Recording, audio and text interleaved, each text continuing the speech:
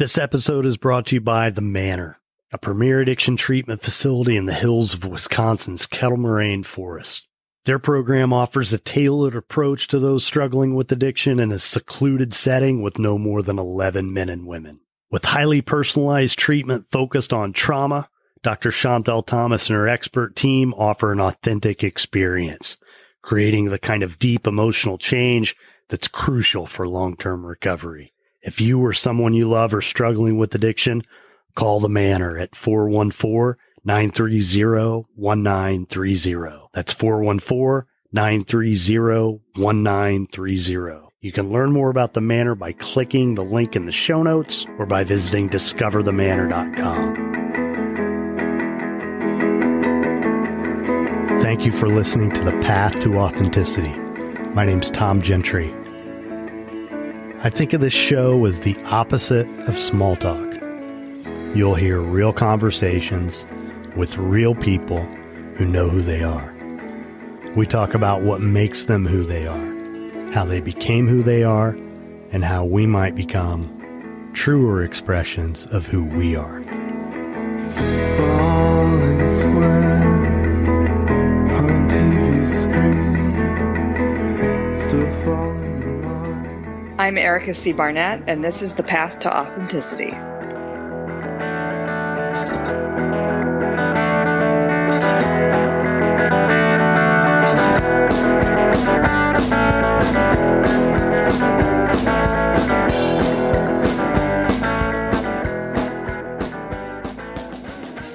If this is your first time here, thanks for listening. If not, thanks for coming back. I'm Tom Gentry, and this is The Path to Authenticity. Episode 85. It's hard to believe I've done 85 episodes. Got some exciting stuff coming up for episode 100. Have artwork by Heather Sundquist Hall, who was featured in episode 43. Austin, Texas-based artist. She painted a little cover for me depicting what she sees as the path to authenticity, and that's going to be the cover art for episode 100, which will come out in early to mid-December. And it's also going to be available for sale. So pretty excited about that. I've been doing a lot of reading lately, which I like to do, but I've really been intentional about at least spending a good part of the weekend, every weekend, doing some reading, trying to stay off the computer and my phone for at least an hour in the morning, do a little bit of reading, and stay off my laptop all day on Sunday and just read, rather than getting stuck in cyberspace. So anyway, I've been reading a biography by Timothy Egan, who's a writer for the New York Times. He wrote a biography called Short Nights of the Shadow Catcher, The Epic Life and Immortal Photographs of Edward Curtis, who was an artist at the turn of the 19th to 20th century, wanted to document to the best of his ability the Native American tribes, their culture, and, lots of just beautiful photographs that he took. So it's his story. Then I've been reading a book on writing by Chuck Palahniuk, the novelist who wrote Fight Club. It's called Consider This, and it's probably, I've read a number of books on writing, and it's very practical, useful stuff that I just picked up immediately in the beginning of the book. So I'm excited about that. And then another book that I've really enjoyed is the book Quitter by Erica C. Barnett, who is the guest for this episode. A Memoir of Drinking, Relapse, and Recovery. I talk about how I found the review for this book in the New York Times Book Review and tracked her down, and she was kind enough to come on the show. And as soon as I started reading it, I was happy I did. So you're going to get to hear all about Erica, the process of writing this book, what recovery has been like for her. She's a journalist living and working in Seattle. So we had a great conversation. Hope you enjoy it. Erica C. Barnett.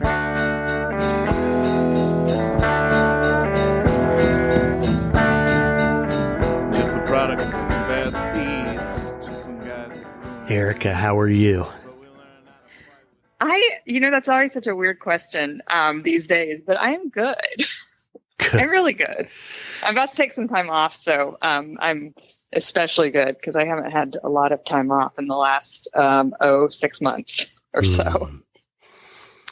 Well, and I assume that's because you just published your book. And first of all, thank you for doing this. I really appreciate you investing the time in this. And I reached out to you. I don't know. When did your book come out? Maybe a month ago at this point? It came out in July, and we're talking near the end of August. Yeah. So, yeah. So I saw the review of it in the New York Times Book Review on Sunday, and I thought, I need to reach out to her. So I tracked you down, and here we are. So why don't you tell the folks about your book? Sure. So my book is called Quitter, A Memoir of Drinking, Relapse, Recovery. And it is, it's about my experiences as an alcoholic who spent 6 years or so trying to quit and relapsing and trying again until I quit drinking for this period of sobriety is the longest I've had in my life since high school. And so it's been about a little under 6 years now. And so the book just kind of covers, what all my relapses were like, what they taught me, my time in kind of the trenches of the treatment industry and what I learned and the sort of philosophy, I guess, of addiction and recovery that I have developed through my own experiences and through, observing the experiences of others that I've met on this journey.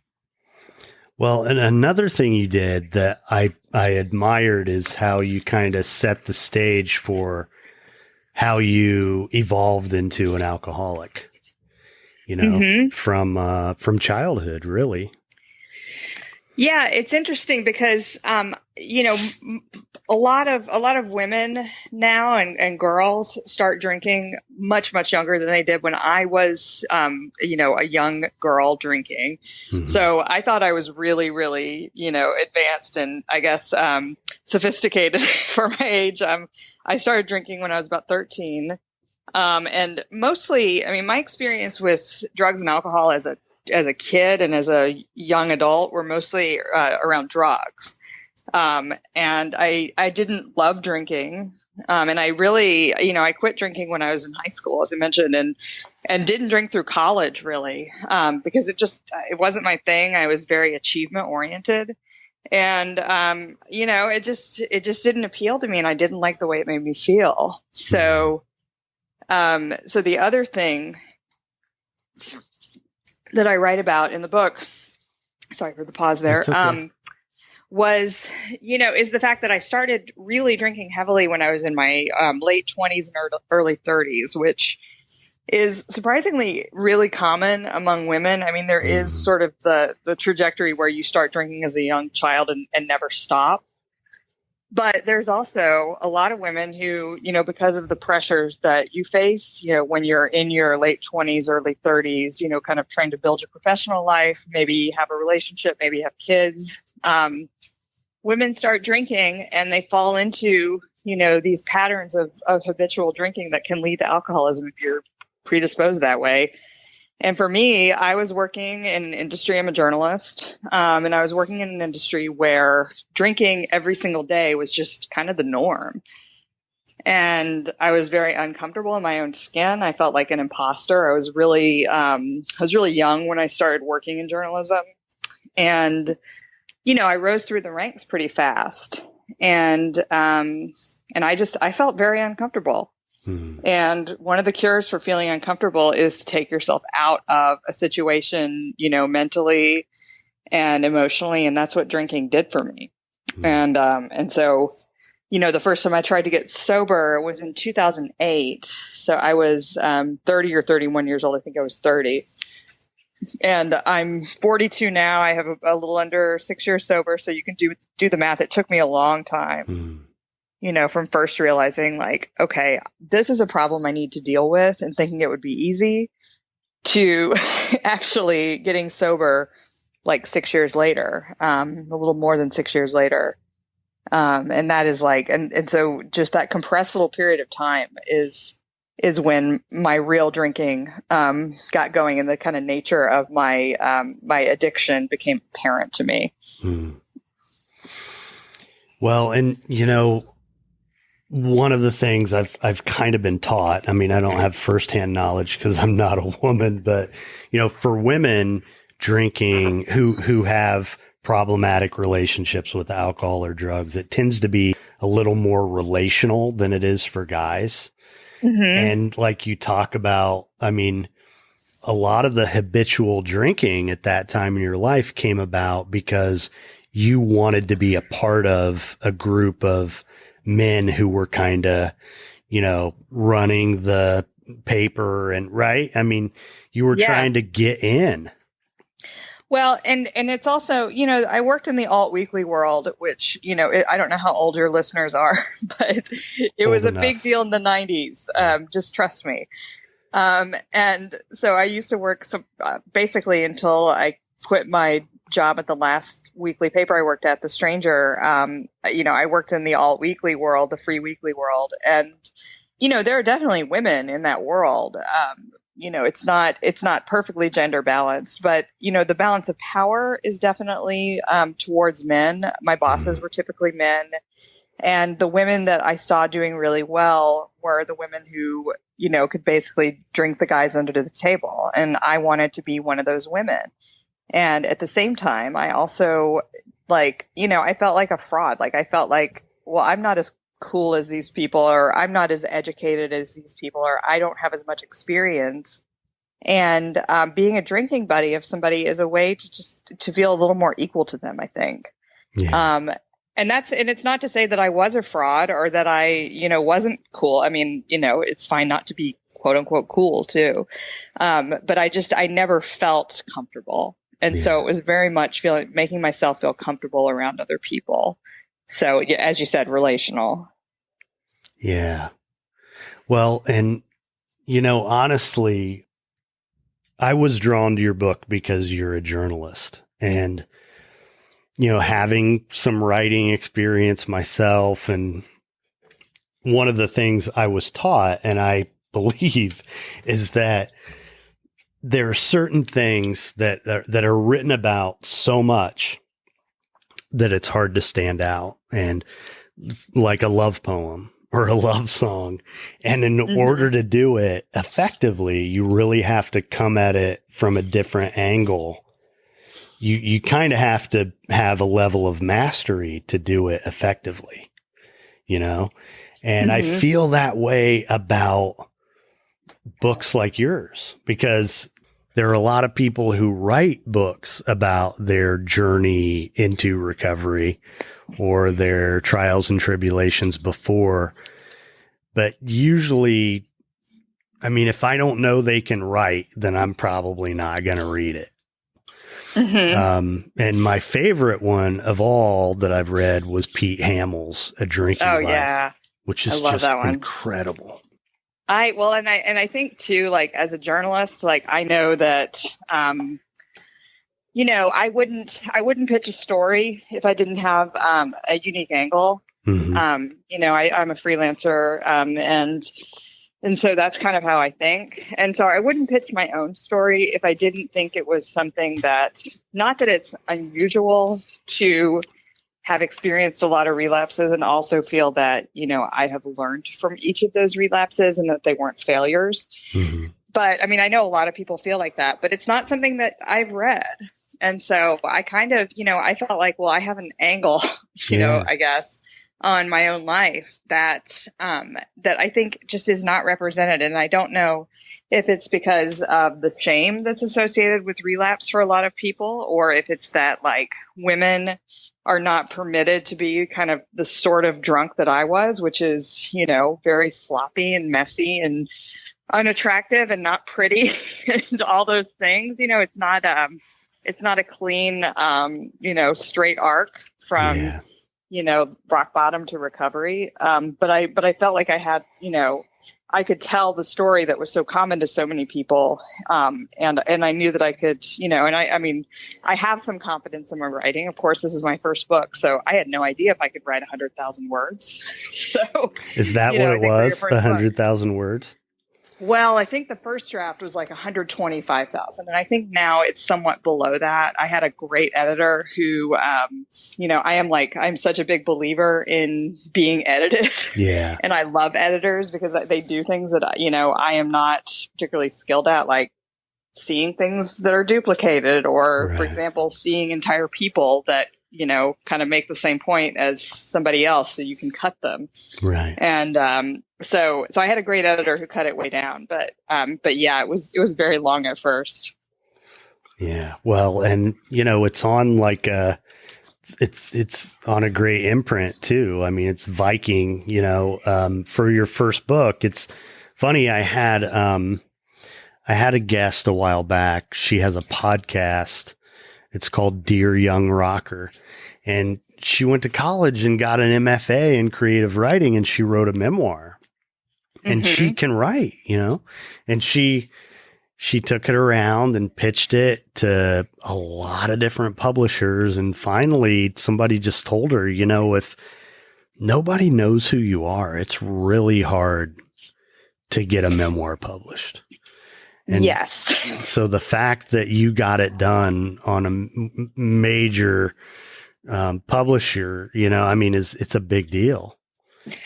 Yeah, I mean, I have to say, like, I had help along the way. I have friends who've written books, and so they were able, there's like a little secret network in every profession, I think. Mm-hmm. And so, like, I called all the women I knew who had written books and said, how did you do it? And I followed in their footsteps, and, and I didn't just sort of try to figure it out on my own, because I don't think, the publishing industry is really tough. It's tough to break into. And nobody knows who I am. Outside of Seattle. And so, so I took a lot of advice. And I took it, pretty slow. And I just did everything people suggested. It's a little like AA in a way. I was like, well, you know what you're doing. I don't know what I'm doing. Let me just follow you. Yeah. Well, the title's great too. I really like the title. Yeah. Which is, I sold it under a different title that had a profanity in it. And then I chickened out. So are you willing to share with us what that was? Oh yeah, sure. It was going to be called Shit-Faced. Oh, okay.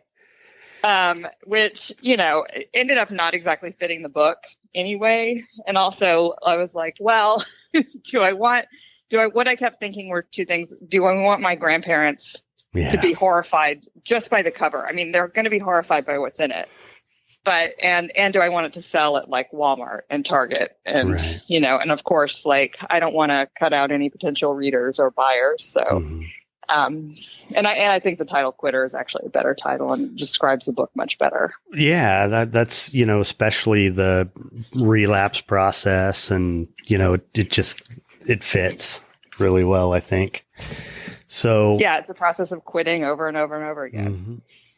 So you also have a website.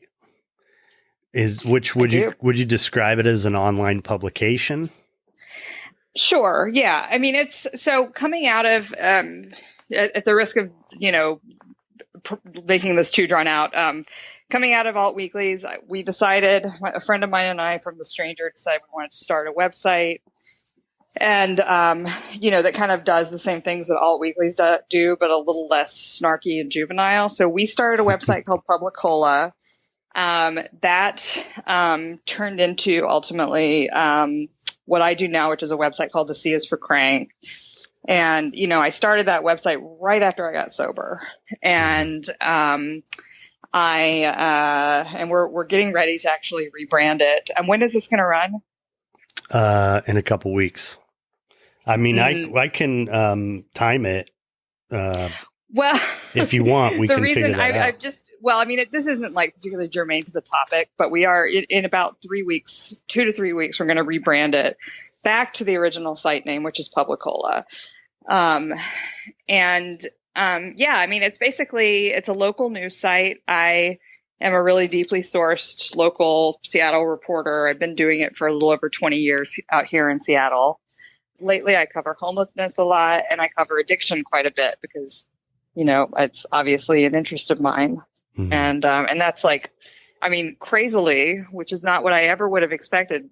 And kind of the reason the site has a silly name is because I didn't realize it would become, my full-time job in my life. Yeah. And now it's amazing. I mean, I have an employee. Like, what? Yeah. I never would have thought that was possible. So I wanted to ask you, why the C is for Crank? What's the significance of that? Oh boy. So basically the explanation behind the title, when I worked at The Stranger, and one of the reasons I left kind of the alt weekly publishing world and The Stranger specifically is because people would get in the comments, like comments were a really big thing back in the late 2000s. And they would just be like real assholes to me in particular. And my middle initial is C in my byline. Mm-hmm. So it's Erica C. Barnett. And they would speculate about what the C stands for. And you can imagine all the things they said. Yes. And it was just like this running joke on The Stranger's website. What horrible thing can we call Erica today? And so I started a column at Publicola when I left The Stranger called The C is for Crank. And it was basically just my cranky opinions about things in the city. Mm. And so crank does not refer to the drug. See, this is part of why I need to rebrand, because it is a very confusing title, but it's also been around for 6 years now almost. And so people are a little used to it here in Seattle. Okay. I like Publicola. I know, it's a good name. It is a good name. My friend, I can't take credit for it. My friend Josh came up with it. He's the person that my book is dedicated to. And turned out to be a very big person in your life, right? Yeah. He is probably like the main character in the story besides me, because he's the one person who was kind of there through all of it, except for my parents. But of course, they live in Houston, so he had a real front row seat to everything. Yeah. It's an interesting, the way the relationship evolved is it would be something that a reader would like to read about, I think, I started to talk about it and I thought, I don't want to give this away. They should read the book. Right. Yeah, we have, he is my great friend. Yeah. Well, and all of us who go through things like this, have those people. Who show up for us. And when I say all of us who go through things like this, I mean, I've really come to believe that for me, it was alcoholism, but everybody has something, and there's so much shame associated with addiction, and a tendency to look down upon ourselves. And there are certain mutual support programs that in some ways kind of reinforce that shame. But I really believe I am no different than any other human being. We all have wounds. We all have ways that we figure out how to manage our distress. And for me, that was alcohol until it became problematic, Yeah. One really positive thing that I have noticed over time is that I have a lot of coping tools that I didn't have before. And one of them is just kind of the ability to put things in perspective. And I think a lot of that did come from going to meetings and listening to people's stories, because I mean, what's crazy about my life now is that like I am the patient person of all my friends. Oh yeah. And that would be, I mean, if you had known me, I mean, even, 20 years ago, before I was even drinking, like, or 15 years ago, I had no patience for anything. I would get so aggravated and like throw things and just throw tantrums. And now, like, last Friday, my wallet got stolen, and I was very irritated for about 5 minutes. And then I just kind of thought, well, I mean, people's wallets get stolen every day. You can call all these companies. It'll probably take you about 15 minutes, and then you can go on with your life, and it's fine. And probably, whoever, because, I found out because somebody had stolen a bunch of money from my cards and just taken it out on cash. And I just thought, you know what? Maybe they needed that cash today. Yeah. And I feel like that is a very AA attitude, and at least among the people that I know. And it's not an attitude I had before I started kind of just talking to people and getting their perspective on their lives after recovery. Well, and the ultimate benchmark for me, like I can say the same thing, the exact same, but it's like when you've been where I've been and went through, like I had to be stopped. I could not stop drinking. I had to be stopped. And if I can get through that and get to the other side, like nothing else is really that big a deal. Exactly. For the most part. So the perspective that you're talking about, that's where, and it's just kind of happened naturally that I don't freak out about stuff. Yeah. Yeah. And I think about I still have drinking dreams, like to this day, all the time. And I think about what it was like when I was drinking still all the time. And when I think about just what a regular day was like, I was a morning to night, like all day drinker. And, and even before I lost my job, it was horrible in one way. And after I lost my job, it was horrible in a whole other way, because there was just nothing to stop me from drinking like all day long, except when I was passed out. And when I think about what that was like and compare it to what just a really crappy day now is like, my, for example, the stranger, my old employer, they threatened to sue me to stop the book from being published at one point. And I am I think most rational Americans in our litigious society, I'm very afraid of lawyers, right? Yeah. That was a bad day. Yeah. But it was not nearly as bad as any just normal random Tuesday before, in the last couple of years before I quit drinking. Mm. Yeah. Well, you got through that, didn't you? I did. Yeah, exactly. So, the whole theme of this podcast really is, I feel like the more of us, who do what we actually want to be doing with our lives, the better off we all are, and that we all deserve to do what we want to do. And so, how does all of this fit into your vision for your life and what you wanted for your life and your sense of purpose and meaning? What would you say about that? Yeah, that's such a good question. I mean, and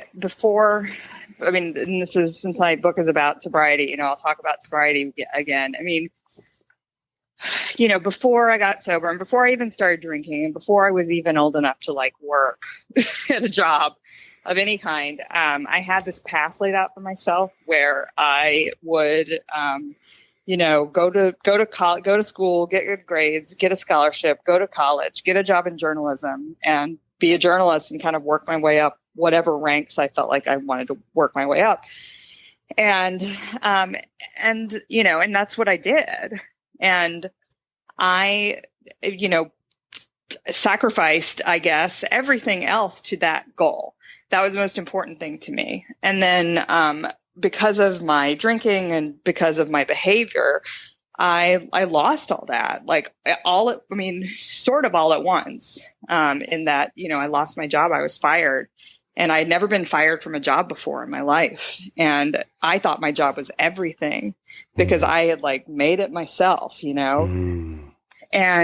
then I didn't have that job anymore. And then I had to get sober, and then I kind of came out of that. And I think what actually ended up prompting my sort of realization that I could get sober and that I could actually like live a different life than I had been living is just this realization that like you can, within the confines that are created, by society and by whatever your circumstances are, you can do anything with your life. And particularly for me, I could do anything with my life. Like I don't have kids. I don't need a lot of money to live.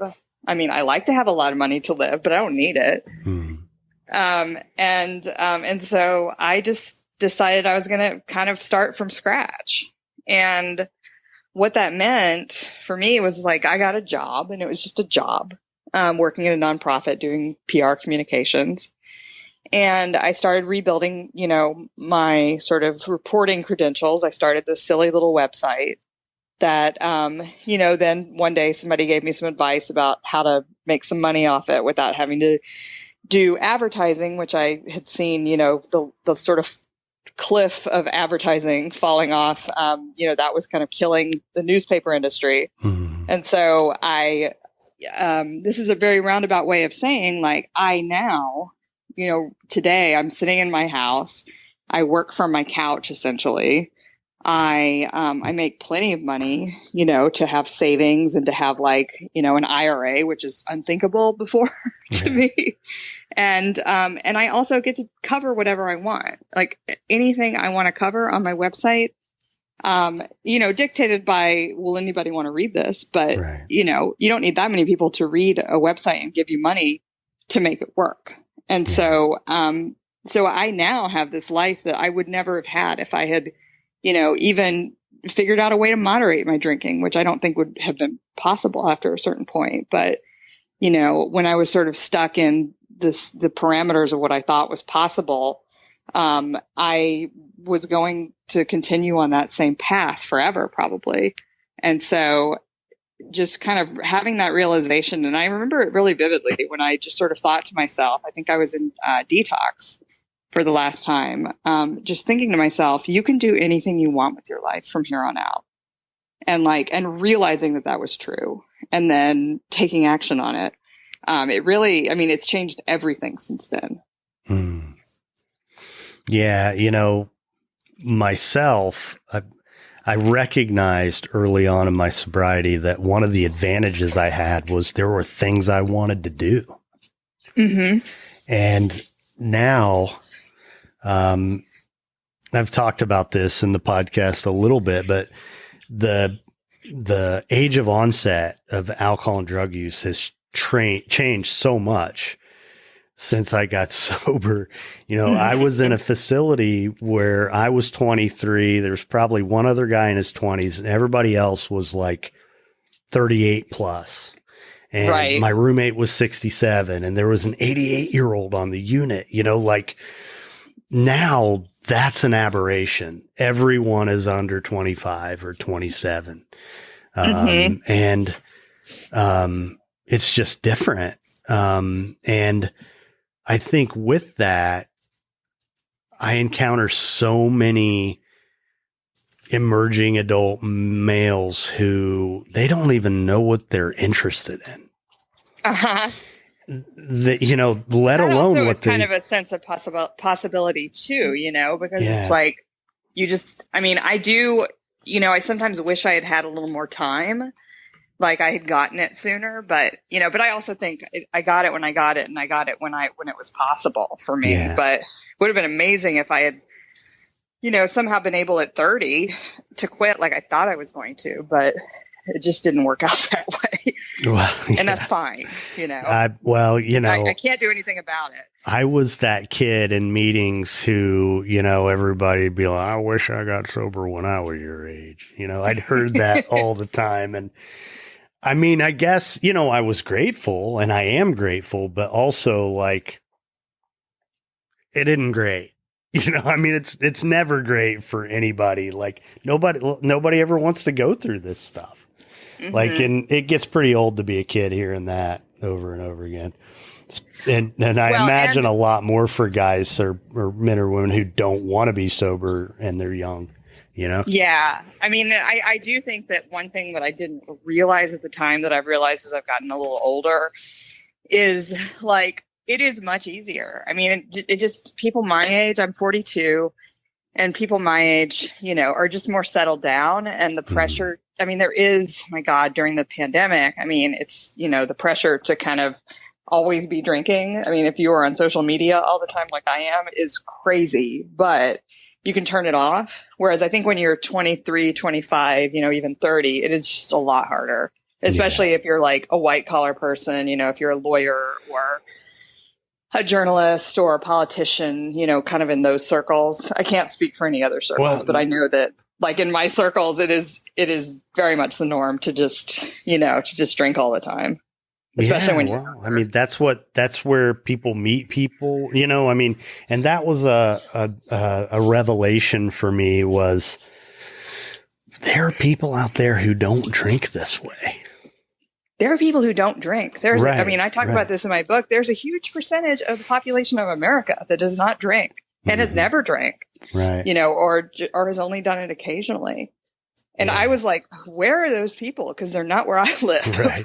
Well, in my family, I mean, it was just what everybody did, the guys especially, some of the women, but the guys especially. And it was kind of like, for me, the beginning of I wanted to connect with the guys in my life. That's what they were doing. Yeah.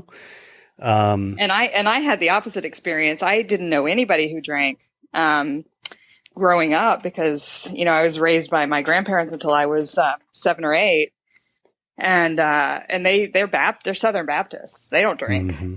And I never knew anybody who drank until, until I was quite a bit older.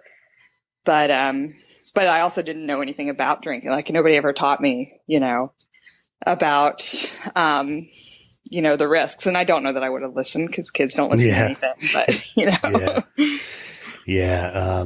No, and I had a blast doing it too. I mean, that's the other thing. I mean, it's a lot of fun, but I also, I wouldn't trade this for anything. Yeah. Same. I mean, I had a lot of, I never liked drinking. I'll be honest. Like it made me feel more comfortable, but it always made me feel like crap. When I was, when I was young, what I liked was drugs, and I just never got back into them because I knew it was, I did a lot of psychedelics, and I think it would have probably fried my brain had I kept doing them in some way, some form or fashion. But yeah, I mean, but I am much happier overall as a person than, with whatever small sacrifice, if it's even a sacrifice of not being able to do that stuff. Yeah. Well, honestly, reading your book you did a lot of acid. Like, yeah, in my head, I'm like, there's a wine bottle on the cover. Like, I didn't expect this turn of like dropping acid daily in high school, man. Yeah, well, it was the 90s and that was the drug. Yeah. And, and I certainly, I don't regret that at all. I wish, that's not a great message, and I wouldn't say that to anybody's kid. But, right. Well, but when you're a kid in the suburbs and you're good at school, which is not to say like smart, because there are plenty of smart people who are not good at school, but it was incredibly boring for me. Yeah. And, and I still did well despite that, which is, probably, again, this is not a lesson for anybody's child. Yeah. It is a bad way to structure your life, but and for me, it didn't turn out that bad. One of the things I love about sobriety, and I'm sure you can say this at this point, like I can look back on it now and it all makes sense. Yeah. And even not only that struggle, other struggles in my life, every job I've ever had led to the next job. every struggle I had, I got through it. I was stronger, healthier, whatever, back to the perspective thing. It's one of the coping skills we get from this is the ability to just kind of take it all in and experience. Yeah. I life. mean, I do want to push back on just one thing though, like, or at least kind of add a bit of context for me, which is like, I never got arrested, and I did a lot of stuff that if I was not, if I was Black, if I was visibly Mexican American, my mom is Mexican American, but, I have very pale skin. I mean, I would have been arrested like so many times. Yeah. And, even the time I talk about getting caught shoplifting, and that was here in Seattle, and they didn't arrest me. And I've seen people get arrested for shoplifting. I saw, like, after I got sober, I saw a guy stealing food, a Black guy stealing food at the supermarket. And, 2 security guards tackled him, threw him down an escalator, and then the cops came and carried him away. And it's like, okay, that would never happen to me. Yeah. And so, like, I had, like, people lifting me up, and I had, and I had privilege, and I had a lot of luck too. But, and I think that all combined to, to kind of this story that I have now, which is like, I was able to learn a bunch of stuff. But I think there's a lot of points when that learning could have been disrupted by the cops, probably by the cops, because there's just a lot of stuff I did that I didn't get caught for because nobody was really watching me. Well, my last night of drinking ended in jail, and my first day of sobriety started in jail. I was arrested a couple times. You stayed sober since then. Yeah. Like that was the kick in the pants. Well, I couldn't stop. There were things I wanted to do in life. And for me, I grew up in a blue collar town in the Midwest, and there were, this part of the reason why I'm doing this podcast is because in some ways I was discouraged from doing the things I actually wanted to do. And, and one of the things that was literally said to me by a family member in my senior year in high school was, what are you going to do? Work at McDonald's so you can write? I mean, their idea of what was possible just, it was limited to their life experience. Yeah. And so I ended up becoming a union carpenter. Wow. Yeah. It was like, get a trade, and back to the authenticity thing, looking back on my life, I can see where every time I got off course, I mean, in some way or another, I was betraying myself. I wasn't being authentic. And that is like, it's an existential crisis when you get to the point and to me, that's kind of what this was. Like, I was in such distress. That's why I was drinking. I needed to change the way I felt. I mean, I think that's such a good point. And like, and this is another place where I feel just like, I was really lucky. I mean, even though like you could look at my life and say, well, you were lucky, but you blew it. I mean, if you stop at, 2014 or so, but like, I mean, my family, like all along, I mean, there were these, perhaps excessively high expectations, which can also, I think, work to people's detriment. They probably did work to my detriment, but at the same time, there was this, if I said I wanted to be a writer, which I did, my grandparents would say, you're the most brilliant writer in the world. And I know you can do it. And, you're going to go to college and you're going to get straight A's and, and they're like working class people too. But that was just, the expectation was like, okay, you want to be a writer, you're going to do it. Not like you're going to stay in Mississippi and, work at the JCPenney or whatever. And that's kind of what it is. And the world I come from, I mean, most people don't leave. Yeah, same. I mean, I left to get sober, and I have other family members who never got out of my hometown until they left to go get sober. And, and it's such a big world, but, the community, small towns, and mine isn't tiny, but 50, 75,000 people. But, it's different. It's just a different way of life. Yeah. My family still lives in Mississippi, in the same town that I started out in. And my parents live in Houston because they wanted, a better life, and they wanted to get out of Mississippi because there's just not a lot of opportunity there.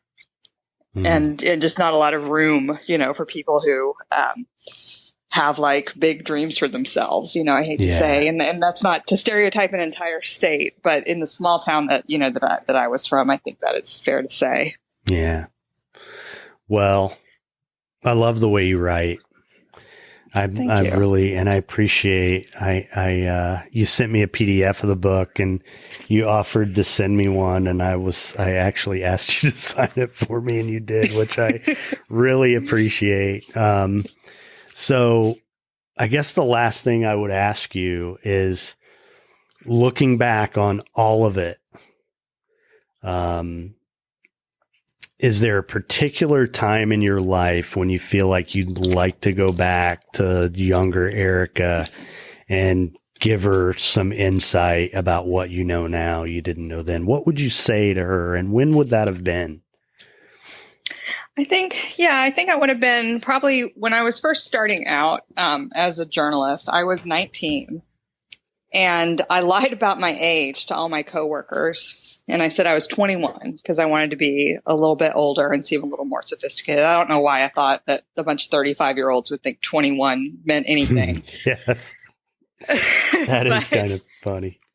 But I think that kind of started me down a path at that first job of just always feeling a little bit fraudulent and always feeling like I wasn't quite good enough and I needed to do more to prove myself.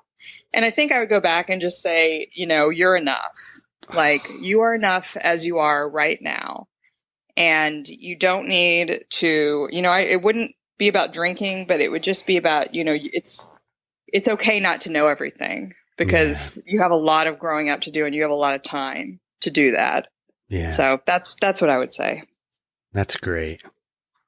Yeah. I mean, that's a tough one. Like, I still have my moments of feeling like I'm not enough. I mean, I'm sure you do too. I mean, we're so hard on ourselves. Yeah. And there's so much, especially, when you're a woman getting older, you really have to filter out a lot of crap and a lot of crap messages, about your worth. Because you start to become invisible like around 35 or so. And you have to start, teach yourself to care about different things. And, it's, you can definitely internalize those messages or figure out a way to ignore them and counteract them. Yeah. Well, I really appreciate this. I've enjoyed talking. And, so I want you to keep us in mind, and I'm sure there are more books, right? I certainly hope so. Yeah. I've got a couple of ideas. You'd be welcome to come back anytime you want and be on again. I'd love to have you on again. Awesome. Well, likewise, this was so much fun, and I really appreciate your reaching out. I'm glad you enjoyed it.